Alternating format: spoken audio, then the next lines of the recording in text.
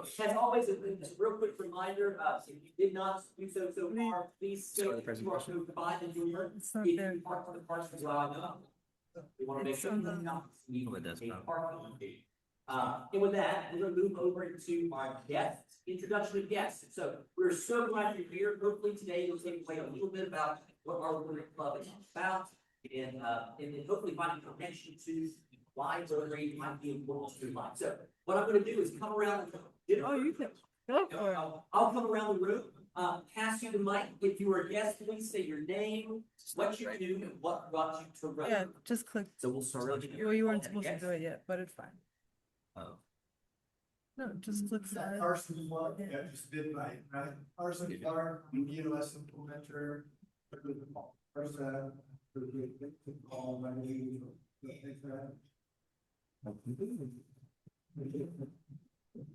Andy. Sure. I'm Andy Lawrence, Olive Architecture, guest John Case, long-time friend and associate. We do hospitality, design work, reservation, and located right in the street, Smoky Hollow. Thanks for being with me. Mr. Farrell, here you go. This is a guest of mine, Farrell. You're really surprised. Like you said, Pharrell Keto with EXP Commercial. Lovely to be here, commercial advisor. The reason I'm here, my father was actually with up in Maryland. He loved it. I remember that couple of events I would get to go to with him. They were all really good times. Just happy to explore that. Thank you. All right, yes, thank you all for being here today. And if you have any questions or want to learn a little bit more about Rotary, find myself, Tim Monte, who's our membership chair. He'll be coming up here after the presentation. If you would love to get more connected to what Rotary is doing here at the Triangle, as well as what our club is all up to. All right, with that, we're going to move into our presentation. Appreciate you guys being of the audience. Today we have Brandy Thompson and Fred Belden of Clearscapes Architecture. I'm going to provide a quick bio on Brandy as well as Fred, and then have them come up and do a presentation. Brandy studied architecture at NC State University College of Design, where she graduated in 2001, summa cum laude. Brandy joined Clearscapes in 2004 as a principal, is responsible for the design and construction, is responsible for leadership and development of projects throughout all phases of design and construction. She was drawn to architecture by her interest in historic preservation and adaptive reuse, and found a passion for improving communities through quality design and placement. Brandy's experience includes a range of public and private sector work, often requiring consensus building among complex stakeholder groups. Many of the projects Brandy has led are historic tax credit projects and contribute to the preservation and revitalization of historic districts and cultural heritage sites across the state. I will say outside of that, I've listened to Brandy for several years. We go to church together, and it is wonderful to have someone who has such a strong heart for her community like Brandy, truly impacting what Raleigh looks like. So truly love the work that Brandy and Fred do, and just having that part of the friend. So I appreciate you being here today. I'm sure. Fred has led many of Clearscapes' largest and most sustainable projects. He oversees the collaborative design process from project concepts through construction. Fred joined Clearscapes as an architectural intern in 1997, working in both architecture and art school. Today, Fred's focus is on community-driven work, including public convention, community, and transit centers, and destination mixed use and collaborative spaces. He brings special expertise in working with historic structures, completing dozens of historic tax credit projects, and chairing state and local historic preservation boards and commissions. With all that being said, I'd like to introduce Brandy first to the podium, and thank you all for being here.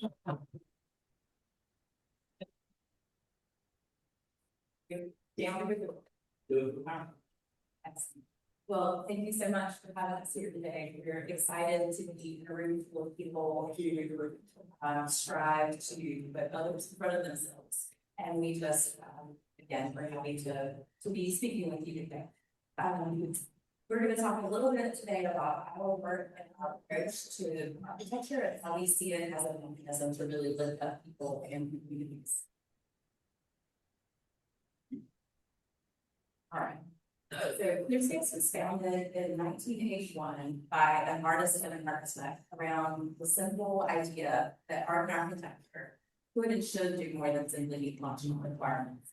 At their best, art and architecture can serve to inspire and uplift people and really make some special places for people to come. And Clearscapes is a hub certified woman-owned business based here in Raleigh, and we serve public, private, and institutional clients across the state and beyond. Our work ranges across scales and project types from $75,000 up for startup chocolate factory all the way to a $200 million convention center. And our project types can sometimes be quiet, subtle additions to national historic landmarks, but they're also something much more bespoke or inspirational, like a building wrapped in a billion illuminated models of a children's museum. And in parallel, our art practice tells the stories of communities across the country and around the world. But the purpose of our work, much like your work at the Rotary Club, again, is really to build up and involve in communities. And we leverage the collaborative design process. And this means that we really invite community, we invite our clients, their stakeholders, to the design table and invite their participation, really listen throughout the entire process. So, this part is a good example of the type of community project that we You will- really seek out. This has been one of the most challenging, but also rewarding projects that we have had. For those who don't know, Chambers Park was initially constructed as a suburb of Eagle Park during the Jim Crow era. And KJ was the destination for African American families all the way from Atlanta to Washington, D.C. Over the past 2 decades, the city and the neighborhood have had a somewhat challenging relationship as investment in the park declined, and we've had some of the typical problems in communities of our size. But starting in early to mid 1990s, there was a big movement with the community to start to rebuild Chambers Park. And that meant really the entire community engagement process, working with the community on understanding what the need for how we will honor the history of the park, but also bring out new uses that these investments need. So if anybody has been to Chambers Park, it's a historic 29-acre park. And this was a once in a lifetime opportunity for the community to capture all of the groups and dreams. So that meant a lot of needs and less space. So a lot of our project being about how do we create not just the architecture that we're looking for, but set the park up in such a way that we can convert as much space as possible. So the yellow block represents the typical community center that the city of Raleigh was building at the time. Next slide. So the first thing that we started to do was to locate the building in an otherwise unusable site and start to react to uses around it, like the historic carousel out front, a new public plaza on the south side, and a potential future new track on the east side. So all of this created a building that was started to be squeezed and shaped by its context, right? But then also wanted to express itself in history of the park side. So we started to create these outlets of the portions of the park that had been lost over time, to bring back the memories of the park, also to new generation about its important history. So, and the result that you see really embraces the movement, music, and color that the community asked for. We were able to pull color activity from the historic carousel horses, incorporate it into dynamic sunshade systems. That actually improved the performance of the building at the time. Collaborated with the local artists, able to see out the store, created art class for the community. All right. So ultimately, we are storytellers, and the stories of our projects are really the stories of clients and their communities. And again, like I said before, we really endeavor to listen, and often through active and respectful listening on stories and shared cultural identity really emerges, and we're able to weave those stories into and throughout the design so that the resulting work is really a reflection of each of the communities. This is a really powerful approach to architecture and design, and often our work becomes the literal or unofficial symbol. We work with places that they represent or communities concerned. So the shimmer wall here has become an unofficial symbol in the city of Raleigh. It's very recognizable.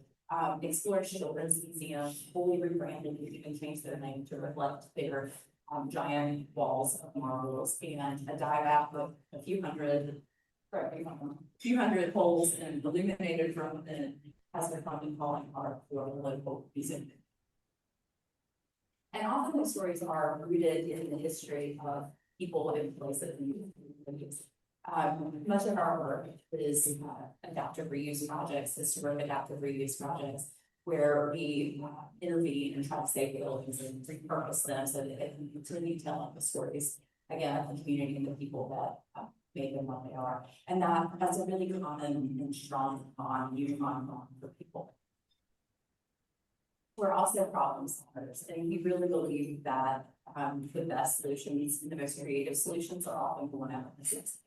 And fortunately for us, no project is without its challenges, right? So we try to leverage each of those challenges, not just as a chance to meet functional requirements and sort of check the box of pragmatic uses, but each of those is really an opportunity to also delight and inspire. So we talked about it just a minute ago, but the shimmer wall at the Raleigh Convention Center is the largest art installation for the city of Raleigh, but to the best of our knowledge, it's also the largest museum. So something that needed to serve as a pragmatic purpose and provide screening and airflow to the complex building systems that it also provided, can also be something that's beautiful and identity creative. While Moving Station is another good example of this approach. For those of you that work in real estate, I think you're well aware that this was considered a largely unbuildable site by many. It's surrounded by railroads on all sides. It's a highly contaminated brownfield site with coal and other chemicals. And the city had a brilliant idea of locating a train station on this location.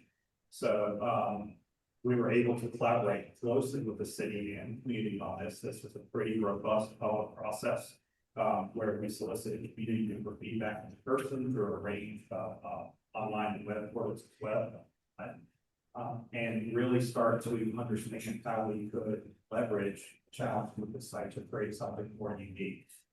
For circulation, we created a series of bridges under tunnels under the railroad tracks to provide access to the site. And we are also able to leverage excavation, weighing of things like green roofs to manage water levels and separate trash from the public spaces. Like one of the most common features for the building is this exhaustion wall. And the genesis of that really comes from the city's desire to create something more than just a train station, to create a public community gathering space. So we somewhat counterintuitively added on to what was already larger necessary to consolidate Amtrak offices and support spaces, which preserve this grand industrial cathedral for the public use. The sawtooth wall accomplishes a myriad of functions. It's inspired by the staccato experience of riding in a train and viewing the landscape through moving windows, but it's also highly functional. It's oriented with views of downtown Raleigh for visitors coming in trains, but also screen solar gain views from the south. And it also serves to mitigate reverberation space, allowing otherwise parts of the space to actually host live music. And outside, some of the ideas that also continue as a highly contaminated brownfield site is very difficult spots to deal with contaminated soil. So in this particular project, we actually were able to come up with creative ways to explore the soils on site by creating bioremediation maps that also serve as a pollinator map. And we were actually funded for this project for a grant from bird species. So saving the project cost allowed us to divert funds to other features. And lastly, this is also one of the larger public art integrated public art pieces in downtown Raleigh. With the station set so far back off of Market Street, there's an opportunity to create a deep public plaza that pulls the public into the space, not just for station access, but also for a range of events and activities. And the large canopy, called Breath of God, celebrates the industrial history of the site with massive oversized steel beams. But also the future of the site with the delicate lightness of the, color metal panels that reflect the movement of the wind and the color of the sun. So much like, or in keeping with all this about community building, many times our spaces, the spaces that were asked to design, is all about bringing people together. And this is something that, again, we take very seriously. It's not part of our work and what we do. And we believe that memorable and exciting spaces really help to build and help and really help people form connections. One more project, transfer company is one of our proudest projects. For those that don't know, this was actually a city-owned site, and the city issued a request for proposals for something that could provide a community benefit. With this development team, we started by actually speaking with the community to understand what was important to them and what they wanted to see on the site to make it part of their daily lives.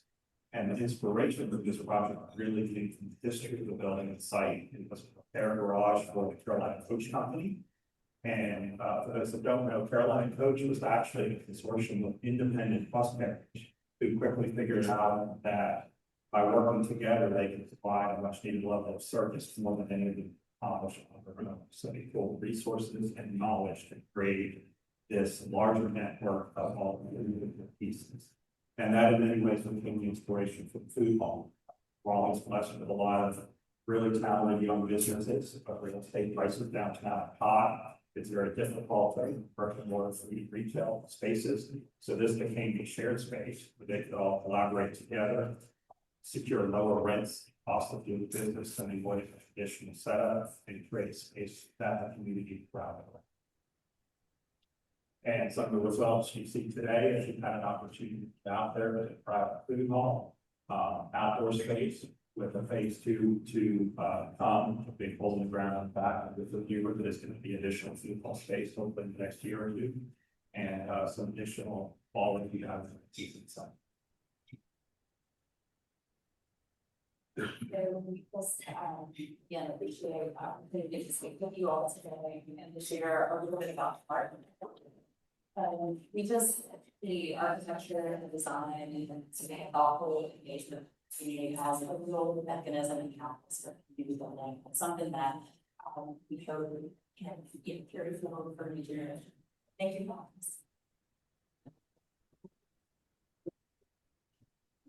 Thank you very much for the presentation. Do we have any questions for Brandy or Fred? All right, Kirk. Yeah, good question. One, what about the West Street underpass? Oh, That's a problem. Yes, sir. Yeah, that's tough. At the time we did Union Station, the entire, all of the grading, the depth of that underpass, which is deeper than it needs to be to access the site, was designed in coordination with the West Street underpass that was to happen, may still happen. So that is one of the challenges with the site is that's a dead end for all of the stormwater about the fire top, that's why in the city. So hopefully that will move ahead. My second question is, are you involved in the Rancho Center? We are not. We are fortunate to be very busy, and for a firm of all our size, that's one of the choices we make. Is when you come into a project like that, you have to give up a lot of the smaller projects. So we elected to let you take that step and Raleigh and start eventually. any other questions? Well, thank you guys. I have a big agreement with a lot of what Raleigh looks like. This is not as memorable as some of the big projects we try about, but in our hearts, it's something that's very memorable we'd like to provide with you. Our Rotary Club of Raleigh, four-way test month. We'll be doing the four-way test at the end, which says, is the truth, is it fair to all concerned? Will it build goodwill, better friendships? Will it be beneficial to all concerned? I think these are probably the four-way test is something that you guys give out every single day. So this one's for you. This one's for you. Thank you guys for being here.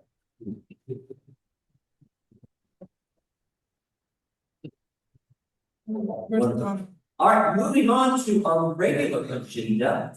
Let's see, so we did, invocation of pledge, the guests. Yeah, we're gonna have Tom Jordan come up, for the service update. But before he provides the service, you come up, Tom? Why don't, before he comes up, one of the things that we had is at our Christmas party, we voted in the new board. One of the, positions that we not have voted in was our club admin chair, which Tom Jordan is jumping into. So as our bylaws request, we have to have a consensus. So I am going to now be presenting to, I probably would be doing this wrong, so Patty, I'm sorry, and Eric, I'm sorry. But I would like a motion. So moved. Okay, All those in favor, please say aye. Aye. All those opposed, do a like sign by saying nay. All right, the motion is passed. Tom, you are officially the club admin. But I'm going to give you a lesson later on how the day could be wrong, so. All right, perfect. I'll be passing it over to you for sir. Couple of things, Kevin, Sumter and Air are still, so I'm doing this today. So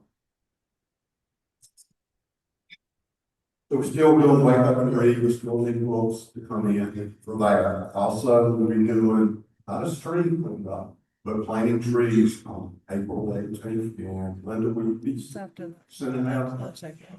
sending out for that, that's about it. Good afternoon, Rotarians and guests. What's this? Service above self was exemplified last week for the Raleigh Rotary Club. On Thursday, along with Southeast Rotary Club and Southeast Promise and the Department of Social Services at Shaw University, we gathered together to feed some students for a cookout at Shaw University. For those of you who don't know, 3 Shaw War Room was called fire It's this one. months ago. This That's, place to stay in hotels. Just leave it. Well, last week was spring break, all students went home, so we gathered together and did a little cookout for campus. And it was a great event, and got to meet some wonderful connections, and it was just a good partner with the Southeast Rotary. Following day, Rotarian Cindy Roberts and her company did a habitat build. It was Habitat for Humanity's Women's Build Day. And again, Shakima was there as well. And they took the day to work on a house in Southeast Raleigh. Thank you for all you do for our club and our community, and we are on the lookout for future events. I think They put, if there's a they put service this that has to on. be had, to see shade of hair, we truly appreciate. All right, we're gonna have a good service update, with, Peach County, I think you're gonna come speak about the upcoming golf. Sure. Yeah, we're good. The other one. Everybody, as I mentioned last week, the Rotary Boys and Girls Club tournament is on May 18th this year at Blockmere, not in the perimeter, where it's been in the past. 10:30 shotgun start. Basically, we're 2 away from having 2 full teams. Trying to drag John Connell out of retirement, so he's a strong maybe. To get him there, we just need 2 more. So anybody else who wants to jump in, please let me know. I'll probably pay for good teams to just collect money to work on my 6 month play. Remember, you don't have to be good at golf, just kind of hard for service. Thanks. Harrison is taking care of this, so just don't even. He's messing. All right, now moving over to a membership update with Diamante. I think you got a first or second reading for a new member. You? Thank He's you, not thank here you, thank today. you. Guys, we're doing, how we're doing today? There we go. Basically, I'm gonna do all right. Looking forward to this Saturday for Carolina. We're gonna do a tournament. So let's be on the lookout. Pray for that we go pretty far. But if not, hope all ACC teams win. Besides me, so. Anybody else? What with that being said, you guys, make it brief and short for you all. We have a second reading from our own Cassie. She couldn't be here today. As you guys know, she is a stay-at-home mother, but she did want to explain to you guys why she's joining our club. She basically wanted to let you guys know she wanted to join Rotary because she values being around like-minded people who care deeply about service. She's always had a heart for others, but at times she finds making sure that she tries to find the right opportunities or stay consistently motivated on helping her own people. She believes Rotary provides a community that not only shares those values, but also creates meaningful ways to serve. Being part of Rotary would help her stay engaged, connect with people who are passionate and want to make a difference and contribute to the impact on getting to know Cassie, she's a lovely person, very sweet heart. So She's on Zoom. oh, she's on Zoom. Oh, actually, this is even better. So Cassie, we just want to tell you hey, and look forward to seeing you again next week. You guys have a great one. Thank you for getting involved in Rotary Club of Raleigh. Looking forward to having you be a true member. And again, if you've got any questions, yes, please find me or Diamante after the meeting. I mean, depending on how hard it's going to rain, I think you might have some time to talk about it. But anyways, moving on. All right, we have a fundraising update with our own James and watching. Come on, James. All right. Yeah, that photo is about 10 years old. I think I need to get that. It literally is about, I didn't realize that's the photo we had. Before I get started, I want to acknowledge John for your leadership in the 250 Oak City Truth Campaign. You've been doing an amazing job. I've got 3 oak trees. That's all he talks about is amazing. And I know that this is sort of the never-ending fundraiser because I don't know if we have a fundraiser that goes on as long as this one has. But if you could still contribute, we're at the end, get down the wire. If you haven't bought a tree or you know somebody that might, I think it'd be a great idea. So let's go. We have slides. Yes, all right. So there's a bus stop planting, tree planting. We're still putting that together. So while it's on there, we'll get more information on that. But on the 18th of April, we're going to be planting between 20 and 30 trees with the city out on Kaplan Drive. So we'll get information about that. It'd be great if you come out as a Saturday morning, take some plant trees. I've done it. It's a lot of fun. On April 27th, we will not be meeting here. We'll be meeting at my house, which you can see in the picture after. And I'm happy to host it all. Now, on the 27th, we'll be at the governor's mansion. We're going to be doing the ceremonial planting there and having lunch there. I guess the governor's staff is going to be providing lunch for us. If you haven't been inside, a couple of us have. It's cool, and it's a great place to have lunch. If you're on the best day, that's all I want to say. Next day, June 13th. This is the big culmination of the fundraiser. So on June 13th, we're going to be placing 250 oak tree ribbons on the oak trees, all down on Moore Square, Nash Square, and Hillsborough Street, Fayetteville Street. What we're going to do is we're going to have 5 groups of 10, and they'll be going out that morning again through Cindy Poole Roberts' help. She's put this together. It's going to be a cool day. So here's what's interesting. We're going to be getting the course, the team leaders of the 5 groups are going to be getting the course in bow rapping. So if you've never taken a course in bow rapping, I can see how excited you guys are. You're as excited as I am. Sue Parker, who is with Bell and Fern, will be teaching team leaders. They will then take their groups out. And on the 13th, they'll wrap 250 trees with ribbons. All right, John? Okay, so that's, and Zach Manner, who you've all met, he's from the urban forest of the city. He'll be telling us where to go. So it's going to be very well organized. We still got time. But then on the back end of that, the first project, service project of the new Rotary year will be taking ribbons down. So hopefully we'll get partners, people have sponsored trees to be all involved, as well as Rotarians, and then I'm sure we'll open it up to the public. But it should be a great group putting them up and taking them down. All right, thank you all. Well, I think we've had a few things, but that it'll just be knots around trees and look very awkward. Perfect. Now we have Tom Holder coming up with a little, update on some basketball. Has there been any basketball played recently? No, maybe. Well, it's that time, you know, whether you love it, like it, don't like it, you're gonna see a lot of basketball games that we. This is gonna be the third time we do a March Madness fundraiser for our club. Last 2 years, we had 12 people play at $100 a piece. Remember, we have 12 play, first place, $400. Second place is remember and honor to get $200. And we had 600 for the club. So, I've already talked to some of you that played in the past, love to have some new blood. We're gonna get calls on baseball, from Bob was doing this year, connecting down. Next year, that March Madness, a little bigger round ball, that's what we're gonna run with. Please let me or Linda know if you play. We'd love to have more than 12. I know it's $100, but good cause for the club. And again, first prize, second prize. Take one out and buy something else. Thank you.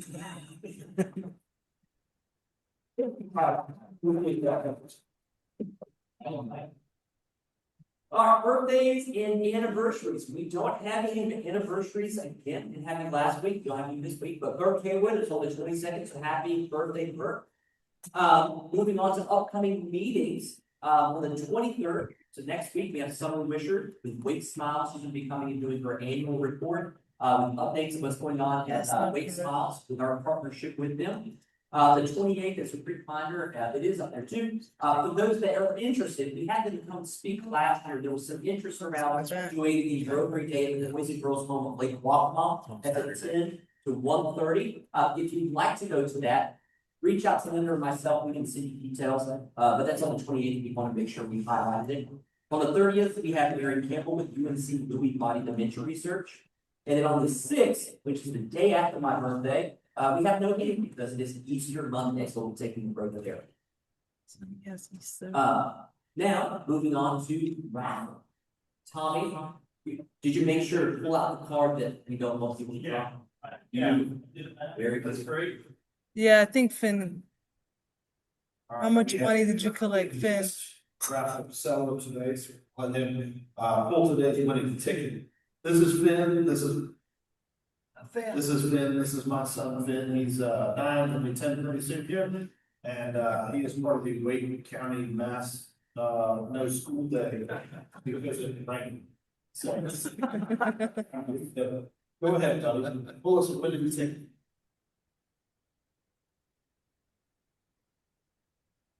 All that on the mark.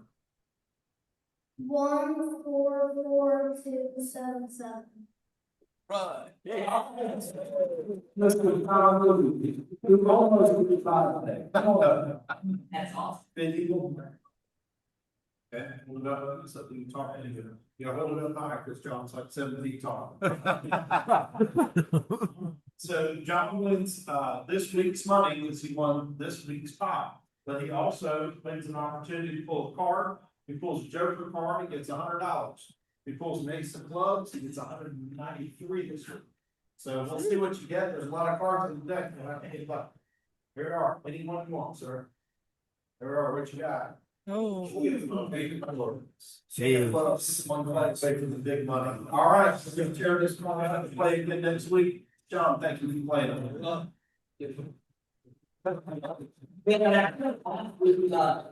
Another club, we just need to take. Yeah, we just get on All right, moving on, we have our cart buckets as always, so we have the cart buckets, please, if you have any extra change, please. Slide that into the cart bucket, or if you want to make a donation, there should be a little monopoly money at the table, you can write how much you'd like to, and we can invoice you. But we also have happy dollars. There's a lot of stuff that happened this past week with sports. Anybody's got some happy dollars for any reason, sports related, not related? Nathan? I got $200. Thursday, I leave for our Carolina's president-elect training ceremony. So myself and I think 15 other CDGs had the opportunity to train the incoming presidents from all over North Carolina. So we'll have Tommy and then I hope Mr. Avery as well there. So we'll have a great group. And I drive back to Raleigh on Saturday and get on a plane to go to Uganda and look at some next steps for community-based solar. So exciting week and a half ahead, and hopefully I can slip as much as possible between now and Thursday. Any other background? We're gonna have some. None? Okay. Oh, Pete?